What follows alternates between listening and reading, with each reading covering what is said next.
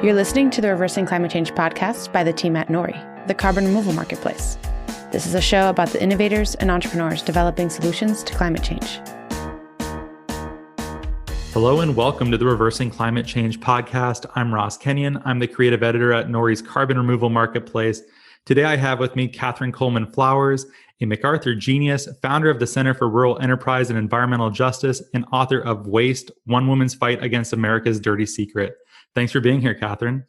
Thank you for having me. It is my pleasure.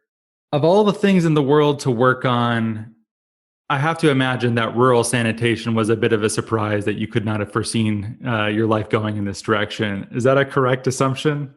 That's a very correct assumption. You know, when I was younger, I thought I was going to go west and become a Soul Train dancer. But that didn't happen. And then even later, as I studied, went to college, I thought I would just be a teacher, but I found out that being an activist is still being a teacher, but teaching a different way. But I never thought that the focus would be waste, something so basic to all of us and basic to life forms in general, but certainly something all humans have to deal with. And I never thought that it would be an issue that would get the attention of folk, because I was told it was not sexy and nobody would be interested. But we found that was not the case. No, well, I think it's safe to say it's not sexy per se, but it is definitely important and shocking to learn the details of it. I love stories like this too, because we take for granted having working septic systems or waste disposal. Things work as they're broadly intended to. And at least in the cities that I've lived in, and that is not the case for many Americans or people around the world. Can you just frame the issue for people who maybe are not located rurally? What exactly is the state of affairs in rural America as it comes to sanitation? Well, I think the biggest problem in a lot of rural communities, especially unincorporated communities, is that they are left to figure out their own wastewater problems. And they are forced by regulations, usually one that has been put, in place by the state or the county or some kind of authority in the area. And what happens is that when they treat their wastewater, it has to be treated on the property. In a lot of communities, people are straight piping, meaning that they have no wastewater treatment at all, or they have septic systems and the septic systems are failing. A lot of that is because of sea level rise, a lot of it because of climate conditions that are changing, and a lot of it's just because the technology is just not working.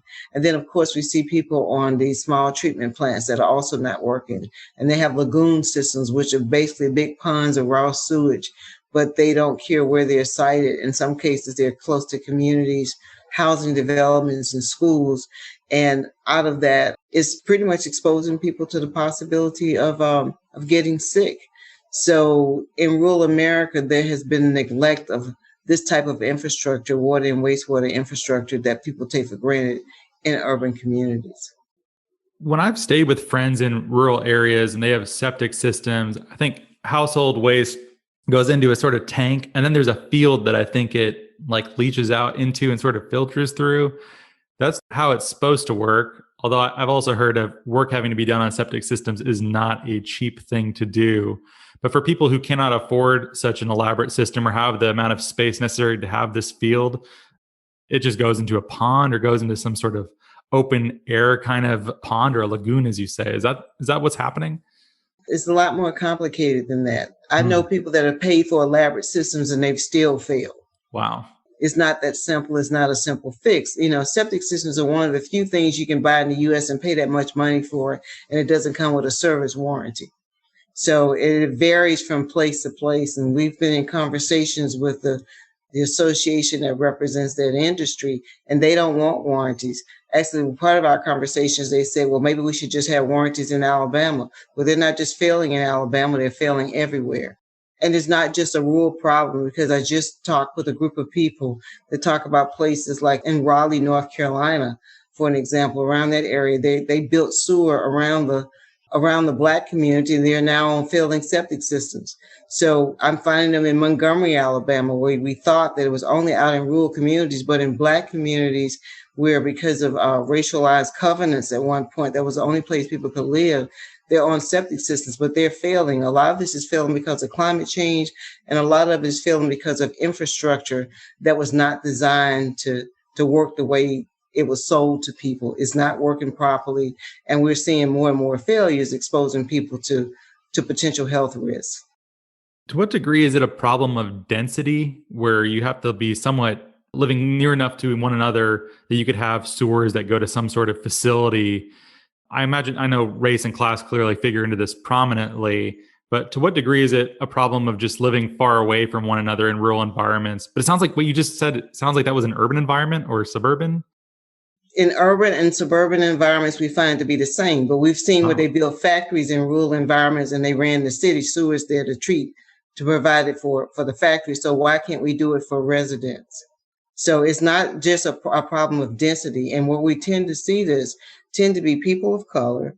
They tend to be poor people. If you go to Appalachia, they're white people, but they're poor people, and they're dealing with the same thing. And then the other problem is, the biggest problem that we've discovered is that the infrastructure is just failing. It's not working properly. I mean, it may have worked 20 years ago, but even I grew up on a septic tank and it was coming back into our home. We didn't know it was a regular problem because we didn't sit around the kitchen table, or when we went to church, we didn't say to folks, oh, did your septic tank fail today? Is sewage coming back into your bathtub?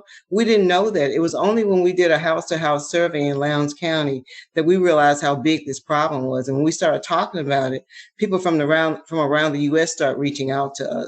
And what we're finding out is that it's not just a rural problem, it's an urban problem too. And we just had we're doing a study with The Guardian where we just found, we're asking people to self-report this problem because there's no real data on this in the US, which is so unfair. That's why we still have this problem, I believe.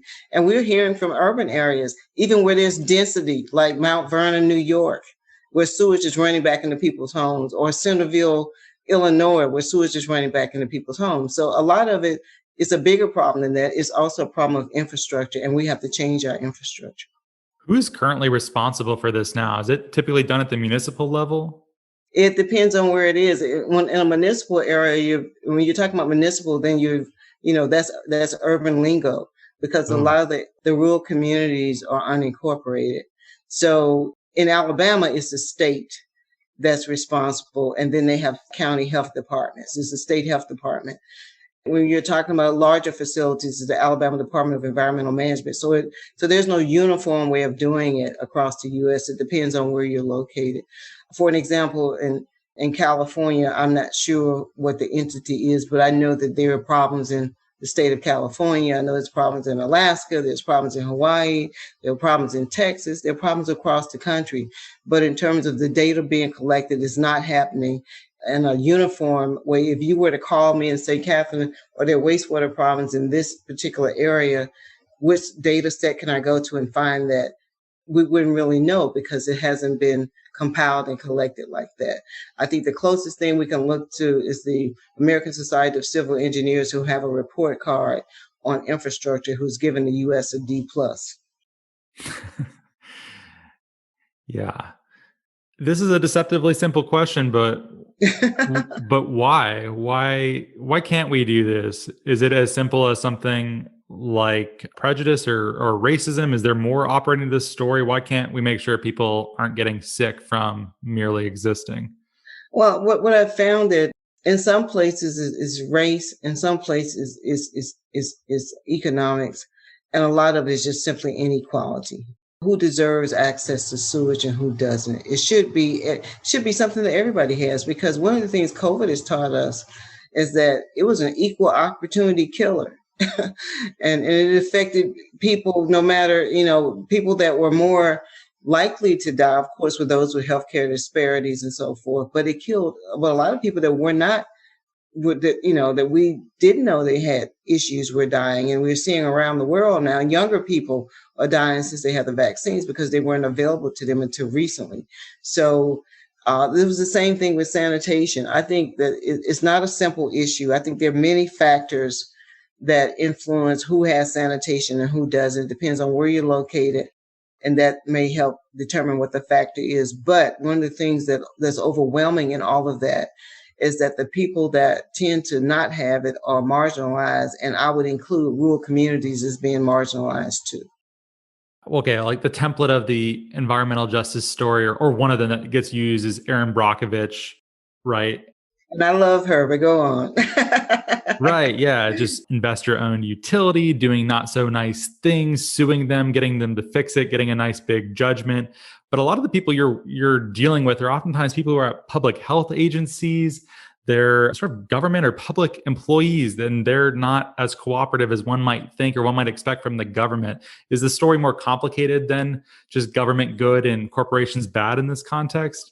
Oh yeah, it's more complicated than that. I think that a lot of it is people changing the narrative to suit what they want, and also people changing it to make sure that the people that they've sponsored and support are always the ones to get the money, even if they created the problem.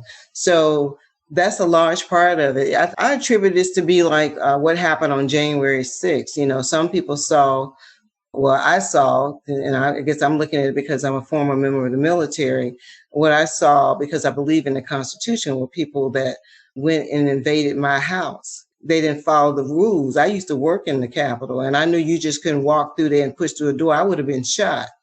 And I just saw how the rules were applied there. The same thing happens when it comes to septic and sewage treatment in terms of who gets it and who doesn't. If you have the right kind of support and the right people trying to say, you know, shape the story to make it look a different way, then of course you're going to have people to support that option. That's what happens here. And we got to keep in mind that in some of these communities, they're operating based on philosophies that were built up years and years and years of having free labor and minimizing certain groups of people so that they can continue to exploit their labor. And now we're at a point where we're looking at all of these inequalities and note that to continue to sustain this in terms of environmental justice issues impacts all of us, because out of this are coming health problems that don't stay in my community. It can impact everybody's community, whether it's even the more affluent people. I know some people that were affluent that got COVID. And I think that all of us are seeing things differently now because it helped us to drop those scales from our eyes to realize we are all one, we're all human, and we're all impacted by this. So that's why we have to find a solution that will help all of us. And that's why I tend to reach across the aisle when I can. It wasn't called reaching across the aisle when I started doing this work. It's just that for me, coming from the country, is being neighborly and reaching out to my neighbor and seeing if we can find some common ground to solve this problem, because we all realize it's an issue that we have to address. I really respect that. And it's not as common as one might hope, but there's even work in here, or there's a section about your work with Jeff Sessions and being able to collaborate. I don't think people would have expected to find that in a book like this. How did that happen? Well, I actually met Senator Sessions at a town hall meeting. I was working as the economic development coordinator for Lowndes County. And what often happens is that the senators, U.S. senators, would actually come into the community. He did this a lot. Would go to the community and meet with constituents to explain what was going on in Washington. And I went to one of those meetings and I asked him a question because he was talking about the grant programs that were available for rural communities. And my question was, well, how do poor rural communities get access to these grants if they have to have a match and they don't have a tax base to do that? And he couldn't answer the question. But to his credit, he came to me afterwards and he said, I've always been concerned about that. Then he went on to tell me about the fact that he himself grew up poor in rural Wilcox County, Alabama, which is also part of the Black Belt. And he said, Catherine, my family didn't have a television in our home until I was 10 years of age. So, you know, from that point on, we just bonded. And during that time, when I got involved in the wastewater issue, I was getting death threats. And he would actually send someone down from Washington to go to meetings with me. So there was never a meeting that I went to at the state level or a meeting I went to in the evening where I didn't have someone from Senator Sessions' office, either from the DC office or the Alabama office, that would accompany me. And I think that gave me some measure of protection during that time. And he knew, we often talk about, because he would ask me sometimes, Catherine, why don't you run for office? And, you know, we would love to have you. He was talking about the Republican Party, but he knew I wasn't a Republican. But he said, I would support you. And I was even in another story is there was a woman who was over the Daughters of Confederacy in Selma. And when they opened the interpretive center, the Lowndes County Interpretive Center, which tells the history of the Selma to Montgomery March along the Selma to Montgomery March Trail, she was there. And she wrote an editorial saying, calling it a temple orgy of hate, and wrote Senator Sessions and said they needed to close it down. So Senator Sessions decided that he wanted to visit the interpretive center, and his office reached out to me and asked me would I accompany him. And I did. And at that time it was under state control. And I had talked to some leaders, some Black leaders across the state, and was told that to ask him, could they move it from the state controlling it to the Department of the Interior, which he sat on that committee that oversaw the Department of the Interior. So as we walked through there, at the end, it talked about voting rights and all the impediments that were put up to voting, which is really ironic right now. So some states are trying to do the same thing again. But he said, we need to keep this open because people need to know this history. And it was moved from the state, under state control, to federal control. It's now run by the National Park Service. Wow. Do you have any guidance or tips for someone listening, how they can better work together, where maybe not all the values are shared, or maybe you're not even in the same political party as someone? But I got the sense from reading your book that your Christian faith has a lot to do with it. But I'm curious, how might you frame this? There are two things. Well, three actually. One is in fact my Christian faith, and one of the things that I've learned that my father used to always say, and he was paraphrasing what he saw in the Bible, which was, Catherine, if you make one step, God will make two. So I think we have to make the step. And then the second part of it is being from a rural community. When you grow up in a rural community, you got to be dependent upon each other. So you can't, be at each other's throats. So we have to find ways in which to communicate. And even though we may not have attended church together, but we were still neighborly toward each other. And then, of course, coming from a family that did not meet strangers. So we have to seek common ground. And one of the things I learned about being in the military is that I was put in this situation, with all these folk from around the country that I didn't know. But at the end of the day, at the end of the experience, 6 weeks in basic training, we had formed lifelong friendships.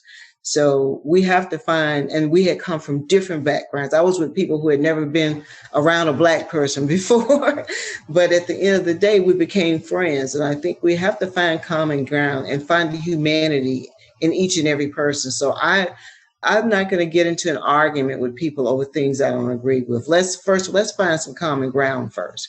When you can find the common ground, then it's easy to talk about the hard things. I've heard people say that the military is the most integrated place in America. It sounds like maybe that was your experience too. It was a different experience for me at that time. Now, it didn't mean I didn't deal with racism. I dealt with racism. I remember I had braids at the time, and one of the persons walked into the day room and wanted to write me up because I was wearing my hair in braids, but there was nothing in the Uniform Code of Military Justice, the UCMJ, that said that I couldn't wear braids. And he wanted to write, he ended up having to give me an apology because my supervisor at the time reached out to him and sent him the regs and said that you're wrong. And he had to back up. But I knew that he was, he saw that, he did that because, I was Black and he was white and he had power over me and he felt like he could do that, but he was wrong. And I've seen that throughout not just my experience, but I tell the story of my ex-husband's experience in the military as well. But it doesn't mean I don't believe in the military. I have 3 brothers that served in the military. My father is a vet, and I believe in the Constitution and will defend it. Why would someone make death threats against you? Would they just not want their taxes raised to pay for sewage system? Where is the problem? I really don't know. I suspect that there are people that benefit from the problem. And of course, if you're in a situation where you get business based on people being reported to the health department, and the health department can criminalize the individual and force them to pay for your business, maybe that was it. I really don't know. I'm still trying to understand that. One of the things that happened during that period of time is someone put a ball python in my apartment. That's why I would not live in an apartment anymore. I want to live in a place where I feel like I can secure it myself. Because an apartment, anybody could have access to it.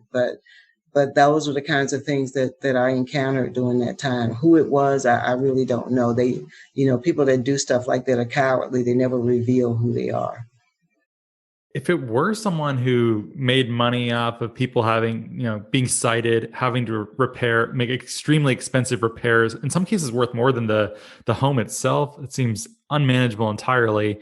But they would have made money off of putting in good quality septic systems too, right? It doesn't seem like there's a... Well, if they fail within 2 years and you have to go back and do it again. Oh, I see. Just like a repeat kind of deal. Yeah, it's a repeat kind of thing. And then we saw situations, for an example, where there was a person who he was a minister at a church in another county, and they bought this church property because it was located close to the highway. And after they bought the church property, the adjacent landowner, who I suspect probably sold the property, ended up filing a complaint against the church because the field lines had been separated from the septic tank. When they flushed the toilet, it was coming out onto his property. However, where was he when his property was for sale? And the health department put all of his might against this minister. The minister was arrested, and the health department put all of the might against the minister. And I remember asking somebody from the health department, who I didn't know at the time, actually wrote one of the laws that criminalized people for this. And I asked him, why aren't you all trying to help him connect to brundage water and sewer, since they have a public sewer there, instead of making him pay thousands of dollars for an on-site system? That doesn't make any sense. And the person said to me, it's a bad law, but we're going to enforce it. That's the part that's so unfair about it. We went to court and it was eventually thrown out because the minister he was just a minister that worked for a corporation, and he was the wrong person that they sued. But this is a case of people reaching across the aisle. The attorney that represented him actually we had to get an attorney to represent him to sue to get access to brundage water and sewer, because the person who brought the complaint against him, he had the sewer main on his property within 25 feet of the church. So it would have made more sense for the health department to facilitate him connecting to the sewage system, instead of trying to convict him and put him in jail because he wouldn't get the expensive on-site system that they wanted him to get in an area that had access to public sewer. That's the kind of craziness that we're dealing with, and that's the kind of unfairness that happens in these situations that should not have occurred. Is there any good faith explanation for that? It does seem like a little bit like petty tyranny, or people just exercising power indiscriminately. I think they were exercising power because even when the sheriff at that particular time did not want the health department to execute that warrant, tried to talk them out of it. In terms of the example of people walking across the aisle, a person who's a local riverkeeper reached out to me and said, I know an attorney that would sue on his behalf. This attorney had ran for a seat in the State House of Representatives as a Republican, and he was white, the minister was black. He ended up, and he was local. He sued because he knew it was wrong, but because of who he was as a person, wanting to do the right thing and wanting to be principled, he sued on behalf of the church so they can connect to the sewer system, which would have been, that was the easiest fix. But instead, it was almost the same thing that happened when we did the parasite study, and the health department said that it wasn't even accurate. I mean, because we use PCR technology, which is commonly used today, they were not visionaries, but it is commonly used today in diagnosing and treating COVID, for an example.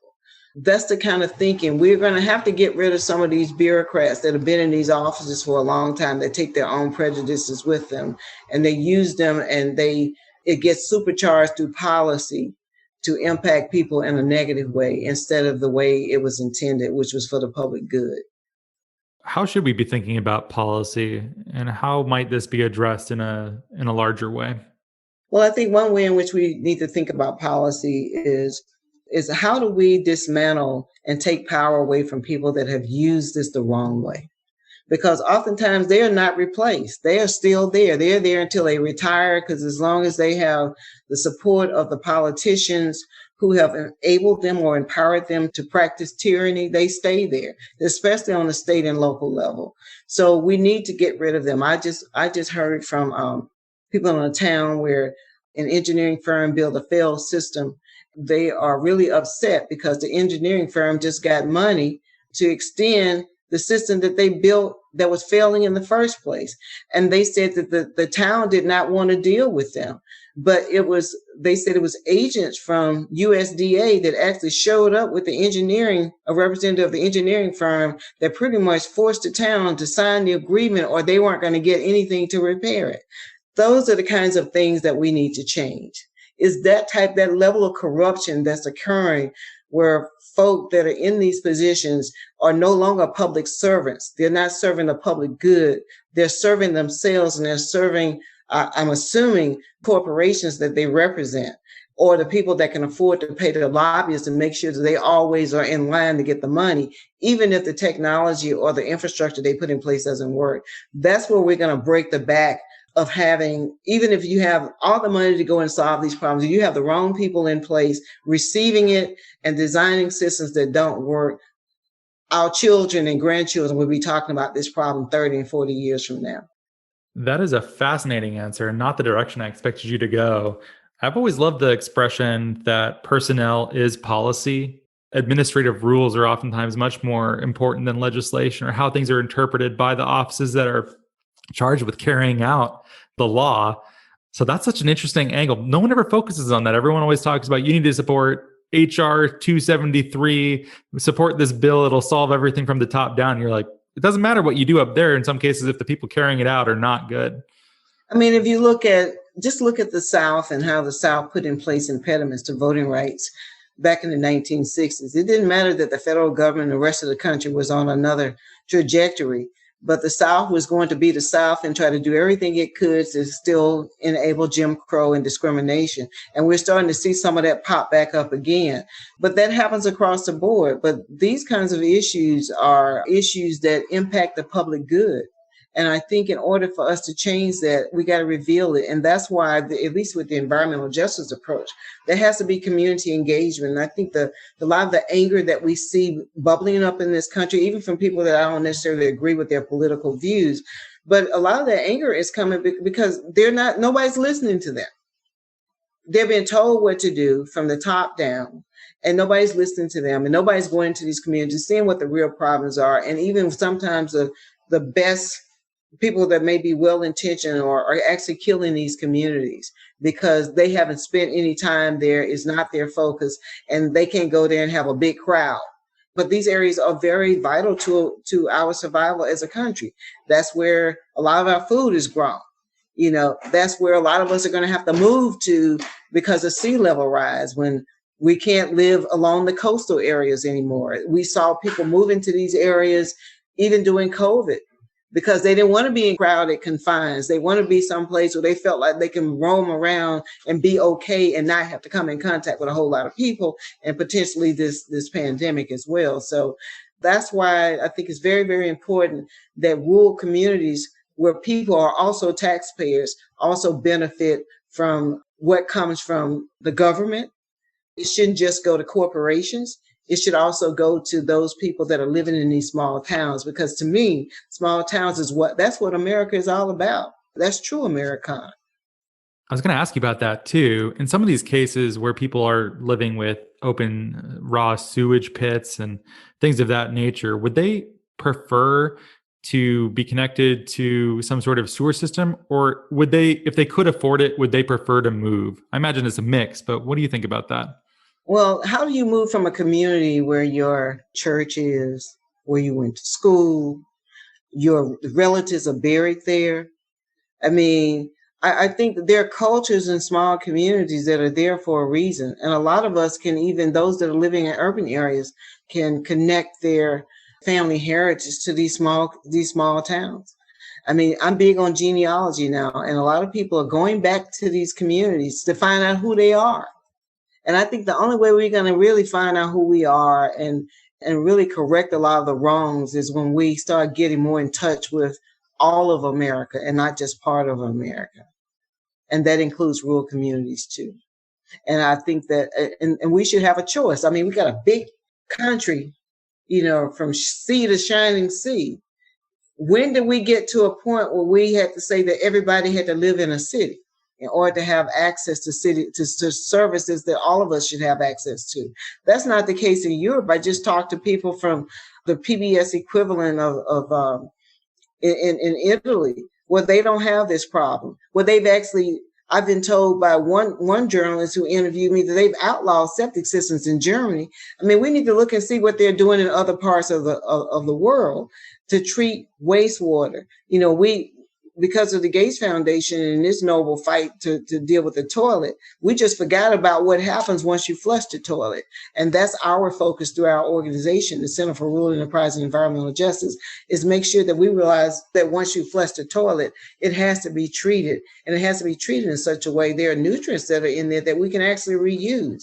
And part of our goal is to create the technologies using not only the best minds from the engineering and even aeronautic engineering, because they treat wastewater out of space to drinking water quality. Why can't we do that here? Why can't we create something that you can go to a Lowe's or a Home Depot and buy, and it'll treat your wastewater? It would change the whole trajectory around where you settle, where you live, and whether or not you need to be connected to a sewer system that eventually is going to dump it into the ocean or into a river or some other place where it shouldn't go. People would have their own composting or reactor for biosolids. They would have a night soil making machine in their home, something like that. Well, we're not going to expose what our concept is yet, but we do have a concept that we want to develop, and we're going to work on it. And the difference in our engineering paradigm is that we're going to have impacted people at the table at the beginning, helping with the design, because most of the people that are trying to design a solution have no idea what the problem is because they haven't had to live with it. That seems very wise to me. I'm sure you'll come up with an entirely different product than if you did not include them until you were testing it or really far down the line. Yeah, and that's part of the failures. I was consulting recently. This group reached out to me and asked me would I have a call with them about a project. They were contacted by EPA because this wastewater system was failing in this area, and the local people would not cooperate with them. I said, why not? And they said, well, they brought us on board to develop a system to educate them about how to manage the system that they have, because that's why it's failed. I said, how do you know that? Have you talked to them? They said, no. I said, that's what's wrong with your design. That's why they're not cooperating with you. How do you go into a community where you have never made any contact with them to tell them that the reason their system is failing is because they don't know how to maintain it and they need to be educated? But you never ask them why is it failing. They know because they deal with it every day. That's what's wrong with that paradigm. That's why people are upset. That's why we have a divide, because there are folk coming in that won't listen. And that's one of the most important things that we have to do is start listening to each other. By doing that, asking the people themselves, what is the problem? Explain that to me. What do you think the solution is? And we probably would come up with better solutions than we have coming up from the top down. I think that's very wise. And I think there's plenty of great reasons to do that, from ideological ones to more practical concerns.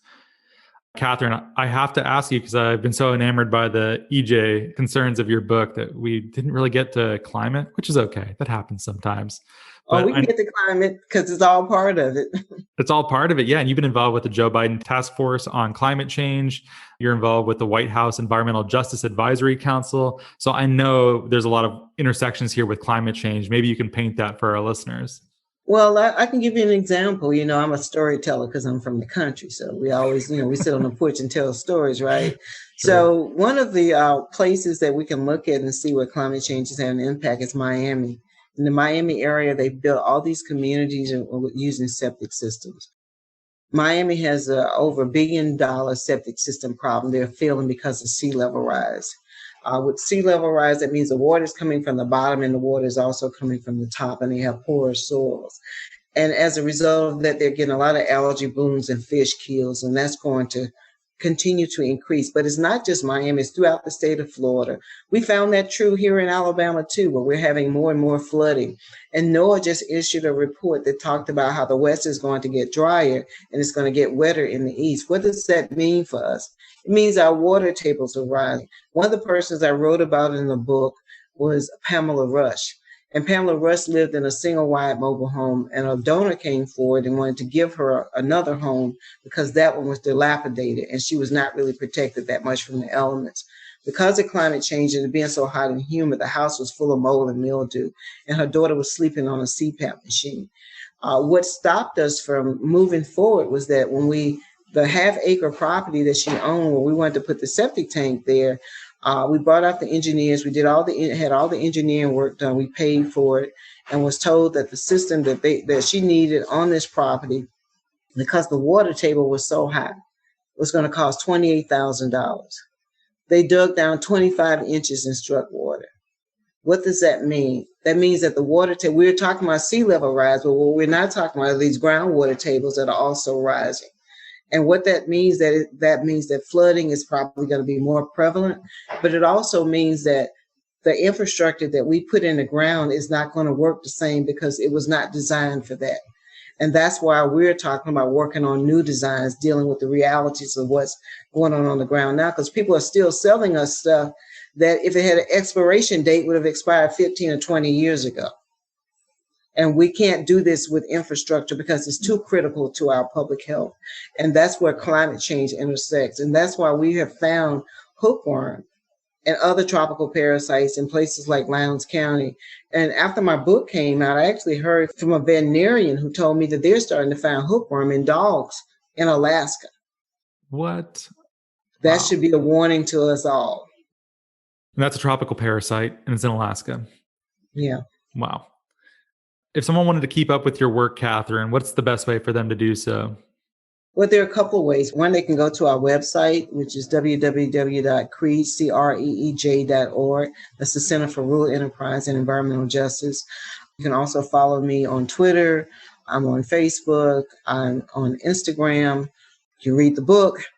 We are also engaged in a year-long project with The Guardian newspaper where we're looking at wastewater issues around the country, and we're asking people to self-report. So if you're interested in doing that, you can go to the website, find that link, and self-report wastewater problems, because out of that are coming stories, but we're also pulling together documentation on wastewater issues around the country. So if you are aware of a wastewater issue, you can contact me directly. I will respond, and we can try to make sure that we include that in the database that we're developing, because we feel that policymakers are not going to make good policy until we have the data to show them that this is a problem and it's very widespread and why it is the way it is. And we need people, not the people that benefit from the problem. We need the people that are suffering from the problem to speak to us, because out of that will come the solutions.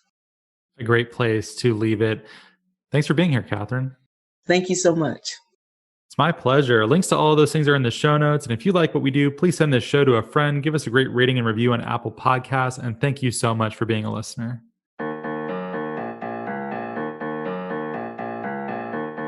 Well, thank you so much for listening. If you like the show, please rate and review it in Apple Podcasts and or Stitcher. It really helps us a lot to get this content to a wider audience. If you think what we're doing is useful, interesting, fun, hopefully all three, we'd certainly appreciate your rating and review. You can keep up with Nori at Nori.com, where there is a newsletter. That's Nori.com/subscribe. There's podcasts. There's a whole bunch else. Or you can send us an email at podcast@Nori.com.